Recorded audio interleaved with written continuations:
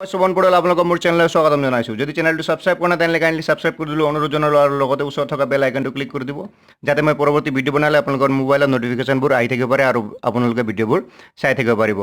আজি আমি আলোচনা কৰিম তৃতীয় শ্ৰেণীৰ ক্লাছ 3ৰ মাকনৰ চিঠি এই পাঠটো আলোচনা কৰিম। আপোনালোকে ভিডিঅ'টো শেষলৈকে চাব আৰু ভিডিঅ'টো কেনেকুৱা লাগিছে আৰু কিবা যদি শিকিবলগীয়া আছে কমেণ্টত জনাব বুলি আশা ৰাখিলোঁ। এতিয়া আমি পাঠলৈ আগবাঢ়ো। মাকনৰ চিঠি পাঠটোৰ নাম আমি জানিবলগীয়া ইয়াত কিছুমান যুক্তাক্ষৰ দিয়া আছে। হয়ময়া স্ম পয়লয়া প্ল তাৰপিছত শ্ৰু তালব্যয় খ ৰ আৰু দীৰ্ঘ ইয়াত লগ লাগি পেলাই এইটো শ্ৰু হৈছে। আমি পাঠ পঢ়ি যাওঁতে ইয়াৰ উচ্চাৰণ আৰু ইয়াৰ লগত শব্দ লাগিলে কেনেধৰণৰ উচ্চাৰণ হয় সেইটো আমি চাই যাম। মাকনৰ চিঠি স্কুলৰ চৌহদত কাঠ মিস্ত্ৰী এজনে কাঠৰ আচবাব সাজি আছিল। কাঠ মিস্ত্ৰী এজনে কাঠৰ আচবাববিলাক মানে আমাৰ স্কুলত যিবিলাক ডেস্ক বেঞ্চ আছে সেইবিলাক কিবা কিবি মেৰামতি বা নতুনকৈ সাজি আছিল। পানী খোৱা চুটিৰ পৰত মাকনে মিস্ত্ৰীজনৰ ওচৰত থিয় হৈ বেঞ্চ খজা কাম চাবলৈ ধৰিলে। মাকন নামৰ ছোৱালী এজনীয়ে কি কৰিলে, বিদ্যালয়ত পানী খোৱা সময়ত তাই গৈ পেলাই মিস্ত্ৰীজনে কাম কেনেকৈ কৰি আছে চাবলৈ ধৰিলে। ঠিক সেই সময়তে প্ৰধান শিক্ষকজন মিস্ত্ৰীৰ ওচৰলৈ আহিল। বিদ্যালয়ৰ প্ৰধান শিক্ষকজন মিস্ত্ৰীজন কাঠ মিস্ত্ৰীৰ ওচৰলৈ আহিল। তেওঁক দেখি মিস্ত্ৰীজনে এখিলা কাগজ উলিয়াই দি ক'লে, ছাৰ, এতিয়ালৈ কৰা কামৰ বাবদ মই পাবলগীয়া পইচাৰ এয়া হিচাপ। মানে মিস্ত্ৰীজনে ইমান দিনে কাম কৰি আছে সেইটো কামৰ বাবদ ছাৰৰ পৰা পইচা বিচাৰি হিচাপ দি পেলাই কাগজ এখিলা দিছে। প্ৰধান শিক্ষকগৰাকীয়ে কাগজখন চাই মিস্ত্ৰীজনক টকা কেইটামান দিলে।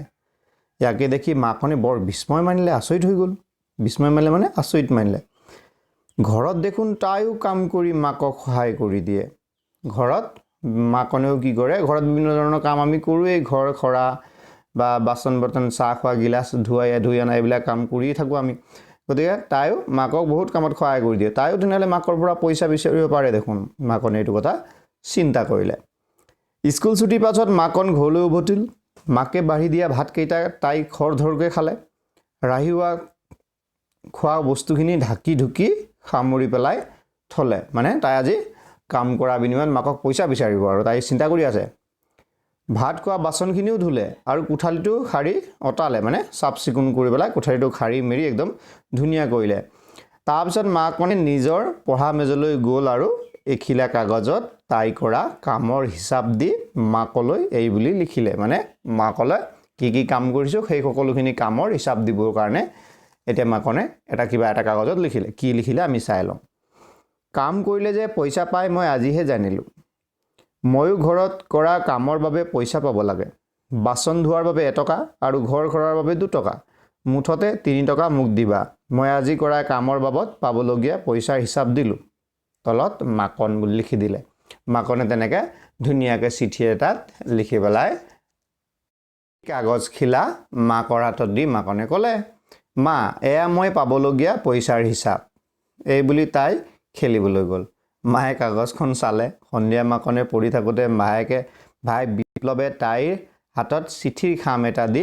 ক'লে। মাকনৰ ভাইটিয়ে খাম এটা মাৰ হাতৰ পৰা আনিছে, এইটো কিন্তু ইয়াত লিখা নাই। মাৰ হাতৰ পৰা চিঠি আনি পেলাই মাকনক দিলে। ক'লে, বাইদেউ, এইটো মায়ে তোমাক দিবলৈ কৈছে। মাকনৰ ভাইটিয়ে এই বুলি চিঠিটো দিলে। মাকনে লৰালৰিকৈ খামটো খুলি টকা 3টা আৰু এখিলা কাগজ পালে। 3 টকা পালে আৰু লগতে কাগজ এটুকুৰা লিখা পালে। টকাকেইটা পাই তাই বৰ আনন্দ লাগিল। এইবাৰ তাই চিঠিখন পঢ়িবলৈ ধৰিলে। তাৰ চিঠিখন কোনে লিখিছিল?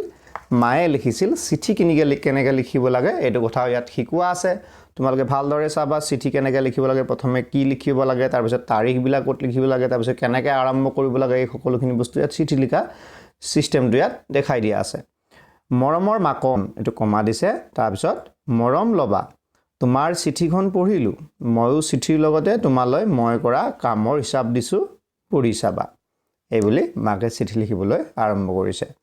আগে চিঠি কেনেকৈ লিখিব লাগে কওঁ শুনাচোন। চিঠিখন তুমি দেউতালৈ লিখা তেনেহ'লে পূজনীয় অথবা শ্ৰদ্ধেয়। মানে ইয়াত এইখিনি জেগাত কি লিখিব লাগে? পূজনীয় দেউতা বা শ্ৰদ্ধেয় দেউতা। ইয়াত মায়ে লিখিছে কাৰণে মৰমৰ মাকন লিখিছে। আৰু যদি মোলৈ লিখা তেনেহ'লে পূজনীয়া অথবা শ্ৰদ্ধেয়া। ইয়াত পূজনীয়া নহ'লে শ্ৰদ্ধেয়া লিখিব লাগে। দেউতাক পূজনীয় আৰু মাক লিখিলে পূজনীয়া আকাৰটো লগাব লাগে। মহিলাৰ ক্ষেত্ৰত দেখক বুলি সম্বোধন কৰি লিখিবা এইটো কি বুলি কোৱা হয় সম্বোধন বুলি কোৱা হয় চিঠি লিখোতে যিবিলাক আৰু যেটো আৰম্ভণি লিখা সেইটো সম্বোধন বুলি কোৱা হয় খোলে লিখিলে মৰমৰ আৰু বন্ধুলৈ লিখিলে প্ৰিয় বুলি লিখিবা প্ৰিয় বন্ধু বা যদি খোলে লিখা হয় মৰমৰ ভাইটি মৰমৰ ভন্টি তেনেকৈ লিখিব লাগে চিঠিখনৰ ওপৰত বখু হাতৰ কোণত জোৰ পৰা লিখিছা সেই ঠাইত নাম দিবা আৰু তাৰ তলত তাৰিখ লিখিবা এইটো ঠাইৰ নাম দিছে আৰু ইয়াৰ তলত তাৰিখ দিছে ঠাইৰ নাম গুৱাহাটী তাৰিখ 22 তাৰিখ 4 মাহ মানে এপ্ৰিল মাহৰ 22 তাৰিখ 2012 চনত এইটো চিঠিটো লিখিছে এতিয়া অলপ ঠাই এৰি কুশল মংগল কামনা কৰি আৰম্ভ কৰিবা মানে মোৰ খবৰ ভাল তোমাৰ খবৰ ভাল বুলি আশা ৰাখিলো এনেকৈ কুশল মংগল কামনা কৰি লিখিব লাগে তাৰপিছত তুমি ক'ব খোজা কথাখিনি আৰু খা খবৰ জনাবা লিখা শেষ হ'লে ইতি বুলি লিখি তলত নিজৰ নাম দিবা আৰু চিঠিখন ডাকৰ জৰিয়তে পঠাব যদি বিচাৰা তেনে কি কৰিব লাগে সেইখন চিঠিখন খামত ভৰাই দিব লাগে আৰু খামটোত আঠা লগাই দিব লাগে আৰু খামৰ ওপৰত মই দেখুৱা ধৰণে ঠিকনা লিখিবা আৰু চিঠি প্ৰত্যেক চিঠি কি কৰিব লাগে ঠিকনা লিখিব লাগে ঠিকনা নিলিখিলে চিঠিখন গৈ পেলাই ডাকৰ জৰিয়তে ঠিক সঠিক জেগালৈ গৈ নাপায় কাৰণ ডাকত এইটো চিঠিখন ইয়াত যদি আমি ভৰাই দিওঁ বা পোষ্ট অফিচৰ ভিতৰত গৈ পেলাই দিওঁ ৰেজিষ্টাৰ কৰিবলৈ দিওঁ কিবা কৰিবলৈ দিওঁ এইটো চিঠি ইয়াত পঠাব লাগে তো ক'ত পঠাব লাগে এই ঠিকনাটো বৰ সুন্দৰকৈ চাফাকৈ লিখিব লাগে বুজি পোৱাকৈ যাতে চিঠিবোৰ গৈ পেলাই পোষ্টমেন বা পোষ্ট অফিচৰ চিষ্টেমে তালৈকে তেওঁৰ ঘৰলৈকে বা তেওঁৰ হাতলৈকে গৈ পোৱাই দিয়ে তো আৰম্ভ ইয়াত এনেকুৱা লিখিব লাগে মাননীয়া নহ'লে শ্ৰীযুত শ্ৰীযুতা শ্ৰীমান শ্ৰীমতী কাক কালে লিখিছা শ্ৰীযুত হ'লে শ্ৰীযুত লিখিব পাৰি আমি মিষ্টাৰ বা শ্ৰী যিকোনো শব্দৰে আমি আৰম্ভ কৰিব পাৰোঁ ইয়াত নাম লিখিব লাগিব ডাক টিকট লগাব লাগিব টিকটটো ডাকঘৰত লগাই দিব আমাক নহ'লে চিঠি নাযায় গতিকে ডাক টিকট লগাব লাগিব প্ৰথমে ইয়াত শ্ৰীযুত ইয়াত নিজৰ নামটো লিখিব লাগে কালৈ পঠাইছোঁ তালে তাৰ নামটো লিখিব লাগিব তেওঁৰ গাঁও তেওঁৰ ডাকঘৰ জিলা আৰু পিন নম্বৰ সেইখিনি বস্তুখিনি প্ৰথমে লিখি ল'ব লাগিব ঠিকনাটো লিখিবলৈ তোমালোকে ঘৰত শিকি ল'বা ঠিকনাত কি লাগিব ইয়াত লিখা আছে নাম গাঁও বা নগৰ ডাকঘৰ জিলা আৰু পিন নম্বৰ এইখিনি বস্তু আমি জানি থ'ব লাগিব ক'ৰবাত যদি আমি ক'ৰবাৰ পৰা থাকি যাওঁ হেৰাই যাওঁ তেতিয়াও এইখিনি বস্তু লাগিব গতিকে এইখিনি বস্তু শিকি ল'বা ঠিকনা লিখিবলৈ খামৰ উল্টা পিঠিত তোমাৰ নাম তোমাৰ নিজৰ ঠিকনা আৰু নাম লিখিবা তাৰপিছত ডাকঘৰৰ যোগেদি পঠিওৱা চিঠিৰ খামত ডাক টিকট লগাবলৈ সেইটো ডাকঘৰতে লগাই দিব আৰু ডাকঘৰৰ পৰা কিনি অনা খাম টিকট লগোৱা থাকে ডাকঘৰৰ পৰা যদি তুমি খাম কিনি আনা তাতে টিকট লগোৱা থাকে যদি খাম বাহিৰৰ পৰা কিনা তেনে ডাকঘৰত গৈ পেলাই টিকট লগাব লাগিব দোকানৰ পৰা কিনা খামত টিকট লগোৱা নাথাকে এনে খামত ডাকঘৰৰ পৰা টিকট আনি আঠা লগাই চিঠি পঠিয়াব লাগে চিঠি লিখাৰ সময়ত এইবোৰ কথা মনত ৰাখিবা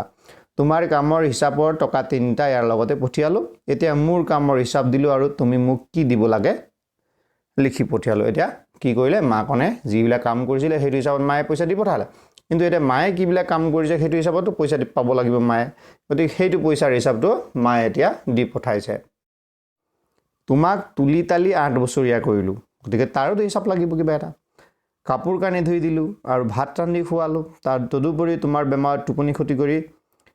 খুচুৰুকা কৰিলোঁ ৰাতিটো থাকি পেলাই খুচুৰুকা কৰে মা দেউতাই আমাক গতিকে এই কামবোৰৰ বাবে তোমাৰ মৰম আৰু শ্ৰদ্ধাৰ বাহিৰে মোক আন একো নালাগে তুমি মোক মৰম কৰিব লাগে মোক শ্ৰদ্ধা কৰিব লাগে আৰু গতিকে পইচা পাতি মোক একো নালাগে তোমাক মোৰ আশীৰ্বাদ দিলোঁ এটি তোমাৰ মা বুলি মায়ে চিঠিখনত শেষ কৰিলে চিঠিখন পঢ়ি মাকনে লাজ পালে মানে তাই মাৰ পৰা পইচা খুজিছে কামৰ কাৰণে সেই বুলি লাজ পালে কাৰণ মায়ে ইমানখিনি কৰিছে তথাপিও তাইৰ পৰা পইচা বিচৰা নাই আৰু টকা 3টা মাকক ঘূৰাই দিলে মাকৰ পৰা তাই চিঠি কেনেকৈ লিখিব লাগে সেই বিষয়ে জানি বৰ সুখী হ'ল আমিও চিঠি কেনেকৈ লিখিব লাগে সেইটো বিষয়ে জানিলোঁ আৰম্ভণি ক'পা কৰিব লাগে মাজত কি লিখিব লাগে আৰু শেষত কেনেদৰে ইয়াত ইতি বুলি লিখি পেলাই নিজৰ নাম বা যোনটো সম্পৰ্ক হয় সম্বন্ধ হয় সেইটো লিখিব লাগে আৰু ডাক টিকট ডাকঘৰে কিবা খামত ভৰাই পেলাই এনেকৈ ঠিকনাটো লিখিব লাগে ডাক টিকট লগাব লাগে সেইখিনি বস্তু আমি জানিলোঁ চিঠি লিখাৰ চিষ্টেমটো ইয়াত 2টা প্ৰশ্ন লিখিছোঁ মিস্ত্ৰীজনে প্ৰধান শিক্ষকক কাগজত কি লিখি দিছিল তো পাবলগীয়া পইচাৰ হিচাপ লিখি এখিলা কাগজ দিছিল তো মিস্ত্ৰীজনে কি কৰিছিল বা মিস্ত্ৰীজনে পাবলগীয়া পইচাৰ হিচাপ লিখি কাগজ এখিলা দিছিল এইটো লিখিব লাগে তোমালোকে ভিডিঅ'টো পজ কৰিবা মাজত ক্লিক কৰি দিলে ভিডিঅ'টো পজ হৈ যায় তাৰপিছত বহিত লিখা তাৰপিছত আৰু এটা প্ৰশ্ন ইয়াত উত্তৰ লিখা আছে মিস্ত্ৰীজনে স্কুলত কি কাম কৰিছিল কাঠৰ আচবাব খোজা কাম কৰিছিল তো মিস্ত্ৰীজনে স্কুলত কাঠৰ আচবাব খোজা কাম কৰিছিল এনেকৈ লিখিলে হ'ব ভিডিঅ'টো পজ কৰি পেলাই লিখিবা পজ কৰা গ নম্বৰ প্ৰশ্ন মিস্ত্ৰীজনে প্ৰধান শিক্ষকে মিস্ত্ৰীজনক টকা কেইটামান দিয়া দেখি মাকনে কি ভাবিলে তো মাকনে ভাবিলে কি প্ৰধান শিক্ষকে টকা দিয়া দেখি মাকনে ভাবিলে যে ঘৰত কাম কৰাৰ বাবদ তাইও পইচা পাব লাগে গতিকে এইটো কথা তাই ভাবিছিলে ইয়াৰ প্ৰশ্নৰ উত্তৰ এইটো তোমালোকে ভিডিঅ'টো পজ কৰি ল'বা এইটো নাপাহৰিবা পজ মানে ভিডিঅ'ৰ মাজত যদি চুই দিয়া ভিডিঅ'টো ৰখি গ'লে তোমালোকে লিখিব পাৰিবা তো ৰখাই পেলাই তোমালোকে লিখিব লাগে কামবোৰৰ বাবে মাকনে মাকৰ পৰা কি বিচাৰিছে কামবোৰৰ বাবে মাকনে মাকৰ পৰা 3 টকা বিচাৰিছে বা পইচা বিচাৰিছে বুলি লিখিলেও হৈ যাব পইচা এই পইচা বিচাৰিছে লিখিলেও শুদ্ধ হ'ব এতিয়া 2 নম্বৰ ক প্ৰশ্ন স্কুলৰ পৰা আহি মাকনে কি কৰিলে তো স্কুলৰ পৰা আহি মাকনে কি কৰিলে ইয়াত কিতাপত আছেই স্কুল ছুটিৰ পাছত মাকন ঘৰলৈ উভতিল হয় না এটো ঘৰলৈ উভতিল ইয়ালৈকে লিখিব নালাগে এটো স্কুলৰ পৰা আহি মাকনে মাকে বাঢ়ি দিয়া ভাত কেইটা খৰধৰকৈ খালে আৰু আহি খোৱা বস্তুখিনি ঢাকি টুকি খামৰি থলে ভাত খোৱা বাচনখিনিও ধুলে আৰু খুটাৰিটো খাৰি অটালে তাৰ পিছত মাকন নিজৰ পঢ়া মেজলৈ গ'ল আৰু কাগজত টাই কৰা কামৰি শব্দ মাকনলৈ চিঠি লিখিলে এইবোৰ লিখিলে হৈ যাব পিছৰ প্ৰশ্নটো মাকে খ নম্বৰটো মাকে চিঠিত মাকনৰ বাবে কৰা কি কামৰ হিচাপ দিছে তো মাকে মাকনৰ বাবে কি কাম কৰি দিছিল ইয়াত আছে মাকনক তুলি তালি এটো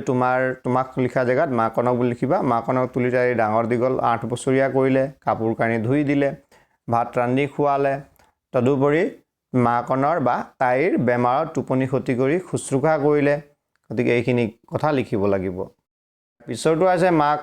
মাকৰ চিঠিখন পঢ়ি মাকনে কি শিকিলে মাকৰ চিঠিখন পঢ়ি মাকনে কি শিকিলে চিঠিখন পঢ়ি মাকনে লাজ পালে মাকনে শিকিলে যে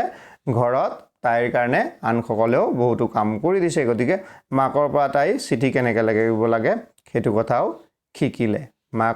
মাকনে কি শিকিলে মাকৰ পৰা চিঠি কেনেকৈ লিখিব লাগে সেইটো কথা শিকিলে আমি এনেকৈ লিখিব পাৰো মাকৰ চিঠি পঢ়ি মাকনে চিঠি লিখাৰ কৌশল শিকিলে আৰু ঘৰত কাম কৰাৰ বাবে পইচা বিচাৰিব নাপায় হেয়া জানিলে এটো ভিডিঅ'টো পজ কৰি পেলাই লিখিব পাৰা তাৰপিছত তলত থকা আমাৰ অসুবিধাখিনি লাহে এটাকে সোনকালে চাবলৈ চেষ্টা কৰিম চিঠি লিখোতে কালে সম্বোধন কৰি লিখিবা মাৰালে মৰমৰ মা বা পূজনীয়া মা শ্ৰদ্ধেয়া মা দেউতালৈ পূজনীয় দেউতা শ্ৰদ্ধেয় দেউতা সৰুলৈ মৰমৰ ভাইটি ভন্টি বন্ধুলৈ প্ৰিয় বন্ধু বান্ধৱী বুলি তাত চিঠিত আমি পাঠত পাইছোৱে গতিকে এইখিনি আমাৰ খেলিমেলি হ'ব নালাগে চিঠি জালে লিখায় তেওঁৰ ঠিকনা খামৰ ক'ত লিখিব লাগে চিঠি জালে লিখায় তেওঁৰ ঠিকনা খামটোৰ ফাল যিটো থাকে মানে এই এনেকুৱা আঠা লগাই দিয়া ফাল নহয় মানে এইটো ফালত লিখিব লাগে আৰু এনেকুৱা ফালত নিজৰ নামটো লিখিব পাৰে বা যোনে পঠাইছে তাৰ নাম ইয়াত আৰু যোনে যাক পঠাইছে তাৰ নাম ইয়াত ঠিকনাটো ইয়াত এনেকৈ চাফা জেগাত লিখিব লাগে যাতে ঠিকনাটো কাৰোবাৰ বুজাত খেলিমেলি নহয় তো ঠিকনাত কি লিখিব লাগে আমি এই যে পাইছোঁ আগৰ পাঠটো ইয়াতে দিয়া আছে ঠিকনাত কি লিখিব লাগে এইখিনিত আছেই এইখিনি জিলা নাম পোষ্ট অফিচ সেইখিনি বস্তু আছেই গতিকে সেইখিনি খেলিমেলি নাথাকে চিঠি কেনেকৈ পঠিয়াব লাগে এটো ডাকঘৰত গৈ পেলাই চিঠি প্ৰথমে খাম কিনিব লাগে দোকানৰ পৰা খাম কিনিলে ডাকঘৰৰ পৰা টিকেট লগাব লাগে আৰু যদি ডাকঘৰৰ পৰা খাম কিনে তাত টিকেট লগোৱাই থাকে গৈ পেলাই ডাকঘৰত এইটো পোষ্ট বক্সত ভৰাই দিলে চিঠিটো ডাকৱালজনে লৈ যাব গতিকে চিঠি আমাৰ বেছিকৈ টেনশ্যন ল'ব নালাগে চিঠি লিখি পেলাই খামটোত ভৰাই দি পেলাই ডাকঘৰত থৈ দিলেই হৈ যাব যুক্তাক্ষৰ ভাঙি পঢ়ো এইটো যুক্তাক্ষৰ কথাত অলপ জোৰকৈ ধ্যান দিবা এইটো ক্ষয়ময়াস্ম বিস্ময় এইটো শব্দ লগাই পেলাই বিস্ময় দন্ত্যাক্ষ যোগ ম ক্ষয়ময়াস্ম এইটো স্ম উচ্চাৰণ হয় দন্ত্যাক্ষ তালব্য আখৰ আৰু মূৰ্ধন্য আখৰৰ লগত যিকোনো যদি শব্দ লগ লাগে মানে যুক্তাক্ষৰ হৈ যায় তেনেহ'লে এই খ গীটাৰ উচ্চাৰণ স নিচিনা হৈ যাব যেনে স্ম স্য এইটো শস্য কিছুমানে সক্ষ বুলি পঢ়ে কিছুমানে খ্ৰীষ্টি বুলি কয় এইটো কি হৈ যায় দন্ত্যাক্ষৰ লগত এইটো